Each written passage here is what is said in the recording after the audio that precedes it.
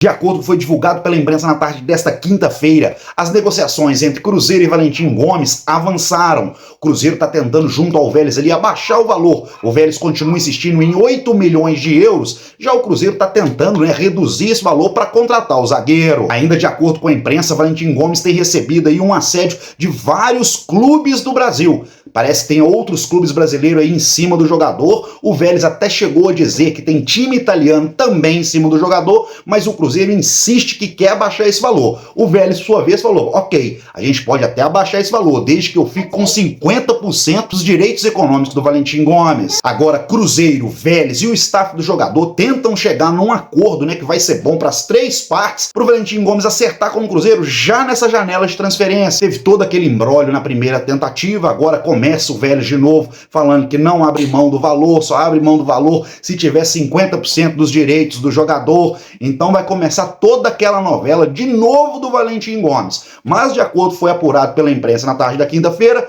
tá avançando. Vamos aguardar aí, e qualquer novidade a gente atualiza aqui no canal. Destaque do Na Mira Celeste de hoje é o William, lateral direito que mais marcou gols e mais teve participações diretas em gols na temporada passada. O bom futebol apresentado pelo jogador, principalmente no primeiro semestre do ano passado, lhe rendeu uma convocação para a seleção brasileira. E isso fez com que o lateral caísse nas graças da torcida. Mas ao decorrer do ano, o desempenho do jogador acabou caindo, assim como do restante do grupo. E o William, que até então era amado pela torcida, começou a ser questionado por ela. E como se não bastasse a sequência de resultados ruins do jogador, um vídeo onde ele aparece dizendo que queria retornar para o Internacional viralizou nas redes sociais. E isso acabou desgastando ainda mais o seu relacionamento com o torcedor. Já em 2025, com a chegada de Fagner, o William acabou perdendo a posição titular definitivamente. E hoje, contra o Vila Nova, ele tem chance de mostrar para o Léo Jardim, para os torcedores, que ele ainda pode ser titular, porque mesmo tendo participado de apenas algumas partidas em 2025, os números de William são excelentes se comparados a outros laterais do Brasil, pois ele é o primeiro em assistências, primeiro em participações diretas em gols, primeiro em bolas recuperadas. E aí eu queria fazer uma pergunta para você: por que mesmo com esses números espetaculares desde 2024, o William não consegue se firmar como titular usando a camisa do Cruzeiro?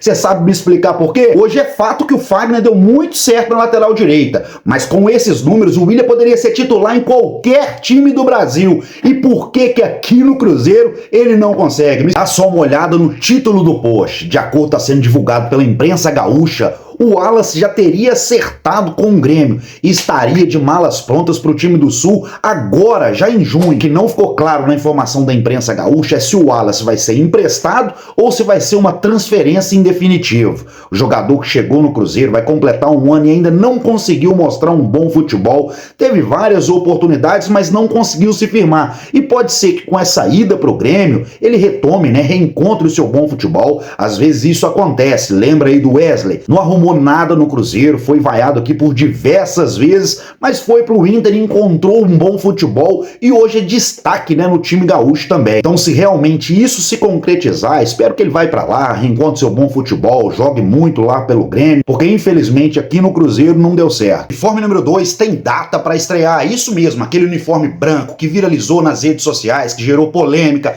agradou alguns torcedores, outros não. Foi matéria de página policial, pois encontraram algumas peças desviadas lá no sul de Minas, mas o que importa é que agora, dia 1º de junho, ela pode ser estreada no time masculino. Isso porque o Cruzeiro começou a campanha de marketing, de divulgação da camisa essa semana e pretende oficializar isso tudo no final do mês. Então é bem provável que no jogo contra o Palmeiras, dia 1º de junho, o Cruzeiro esteja utilizando ali, a camisa branca, o segundo uniforme.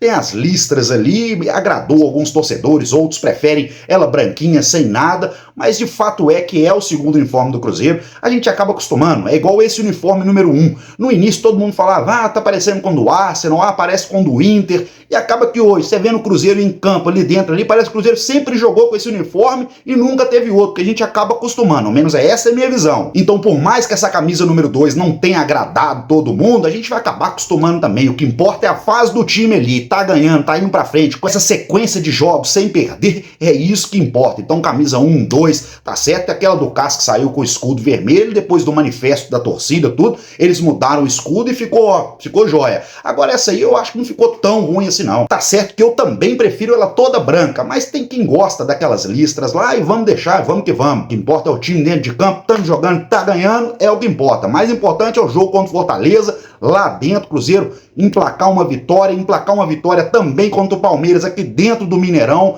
porque aí vai pro último jogo contra o Vitória antes da parada, já com o resultado garantido. Aí tem toda aquela questão, né, da janela de transferência, reforços chegando, Léo Jardim podendo fazer ali mais uma pré-temporada com o Cruzeiro, a gente volta depois da parada do Mundial com o time redondo. Então camisa número 1, número 2, já tá decidida mesmo, a Adidas já fez, não vai mudar, é o que menos importa. Gabigol está prestes de bater mais um recorde pessoal, só que agora utilizando a camisa do Cruzeiro. O jogador que hoje está em terceiro lugar no ranking de quem tem mais gols na Copa do Brasil, hoje ele está com 32 gols, atrás do Romário apenas com 36 e do Fred, ex-atacante, com 37. Então tudo indica que se o Gabigol entrar contra o Vila Nova e marcar, essa diferença vai diminuindo e ao longo do campeonato, na segunda fase, oitava de final, quarta e por aí vai, ele marcando, ele pode assumir até passar aí o Romário, segunda posição, já tentando brigar ali com o Fred, ou seja, a distância só de 5 gols. E pro Gabigol nada é impossível, né? O menino tem uma estrela, todo jogo que entra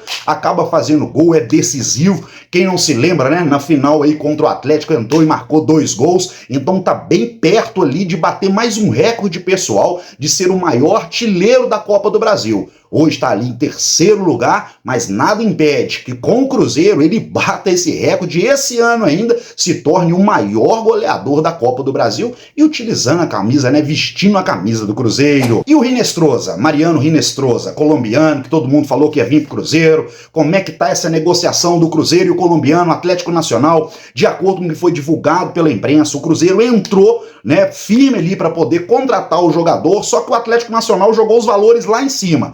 Valores não foram divulgados. O que foi divulgado é que o Atlético Nacional colocou uma pedida alta e o Cruzeiro está fazendo a contrapartida ali, falando que esse valor não paga, tentando baixar esses valores para contratar o jogador já nessa próxima janela de transferência. Então agora tá aquele imbróglio, o mesmo imbróglio que foi com o Valentim Gomes, né? Espero que o Cruzeiro não faça só telefone não, que pega um avião, vá lá na Colômbia, converse, né, com a diretoria do Atlético Nacional e tenta chegar num acordo que vai ser bom tanto para o menino, que tem apenas 22 anos, tem uma carreira brilhante pela frente, pode vir para o Cruzeiro, Cruzeiro é vitrine, e ele chegando nessa janela de transferência, é o cara da ponta que o Léo Jardim quis. Então tomara que o Cruzeiro mande alguém para lá, converse, acerte os valores de uma forma que vai ficar bom para o Cruzeiro, bom para o menino e bom para o Atlético Nacional, porque é um jogador que, pelo que eu andei sondando aí, vai fazer toda a diferença nesse time do Cruzeiro nesse segundo semestre. Você chegou até aqui, segue o canal para você ficar por dentro de tudo que rola com a Raposa.